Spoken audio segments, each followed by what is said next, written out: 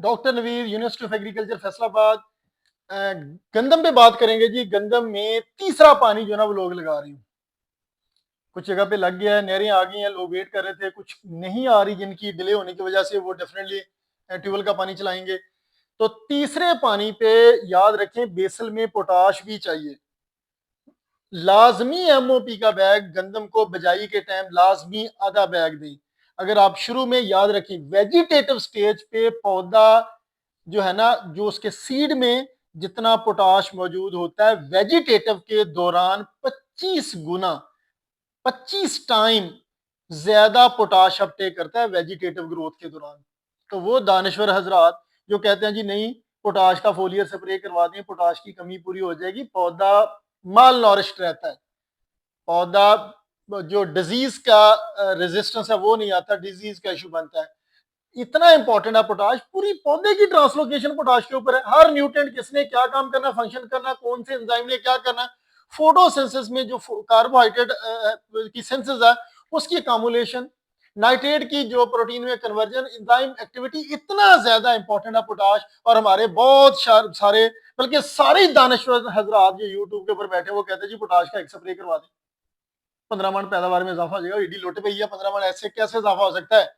Essential nutrient है, nitrogen phosphorus potash बहुत जरूरी है। नहरी पानी की कमी आ रही है, पोटाश का लेवल सॉइल में अलार्मिंग कंडीशन तक जो ना डिक्लाइन हो चुका है। 100 पीपीएम से नीचे 150 पीपीएम मिनिमम पोटाश का लेवल चाहिए।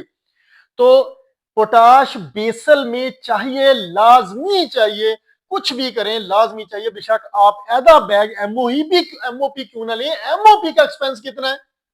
36-37 रुपए आधा बोरा, 7500 रुपए का 7,500 रुपए का एमओपी का बैग आता है 50 किलो वाला। तो फार्मर 8,000 का भी अगर लोकल छोटे अड्डों के ऊपर है तो 4,000 रुपए की पोटाश बेसल में डालना कई गुना बेहतर है, क्योंकि वेजिटेटिव के स्टेज के दौरान पौधा बहुत सारी जो अपनी रेगुलेटरी फंक्शन है वो पोटाश की वजह से करता है। अपनी न्यूट्रेंट की जो मूवमेंट है, वाटर की मूवमेंट है, शुगर की ट्रांसलोकेशन है, फोटोसिंथेसिस की रेगुलेशन है, सेल डिवीजन, हर चीज पौधा पोटाश से करता है। तो एक बंदा जो बेसल में पोटाश यूज नहीं कर रहा है उसका पौधा कैसे ये सारे काम करेगा? वो कैसे सिर्फ एक पोटाश का स्प्रे करके 15 मन पोटाश ले सकता है? और फिर जो लिक्विड पोटाश है, लिक्विड पोटाश में 1-1, 2-2 किलो पोटाश है टोटल। पोटाशियम हाइड्रोक्साइड बेस जो पोटाश लिक्विड है जी, 3 लीटर का कैन है जी, नवा पुराना पता नहीं मीडियम किस किस तरह के पोटाश मार्केट में है, कौन से कैटलिस्ट है, कौन से क्या चीज है, ये कुछ भी नहीं है। पोटाश वेजिटेटिव स्टेज में अपनी ग्रीन में जो उसकी कंसंट्रेशन है, अगर वो 1.5% रहता है उसका 8 गुना पौधा फास्फोर पोटाश ज्यादा अपटेक करता है सिर्फ वेजिटेटिव के दौरान। रिप्रोडक्टिव फेज में भी उसकी अच्छी खासी जरूरत है आपकी पोलिनेशन में। फिर स्टेम स्टिफनेस है, हम कहा कि लॉजिंग डायरेक्टली लिंक करती है, पोटाश भी लॉजिंग के साथ लिंक कर रहा है और कैल्शियम और सिलिका भी लॉजिंग के साथ जो है ना वो स्टेम स्टिफनेस में रोल प्ले कर रहा है।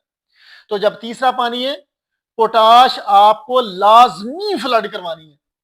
गो पे एक अच्छा पोटाश का स्प्रे होना चाहिए। हम रिकमेंड करते हैं यूनिक्रॉप चार्ज का स्प्रे करें जिसमें पोटाश बोरान है। लेकिन तीसरा पानी बेशक आपकी पोलिनेशन हो गई है या नहीं हुई, ग्रेन फिलिंग करवानी है, जो गर्मी के अगेंस्ट पौधे को जो ग्रेन है उसको विगर देनी है, तो आपको तीसरे पानी पे भी यूरिया और पोटाश फ्लड करवानी है। फास्फोरस की इतनी जरूरत नहीं होगी इस स्टेज पे। पोटाश बेशक आप 15 किलो ही क्यों ना करें, एमओपी ले ले 15 किलो, 15 किलो लाजमी, 20 किलो एमओपी पोटाश फ्लड कराएं और साथ में 10 से 15 किलो यूरिया लाजमी फ्लड कराएं।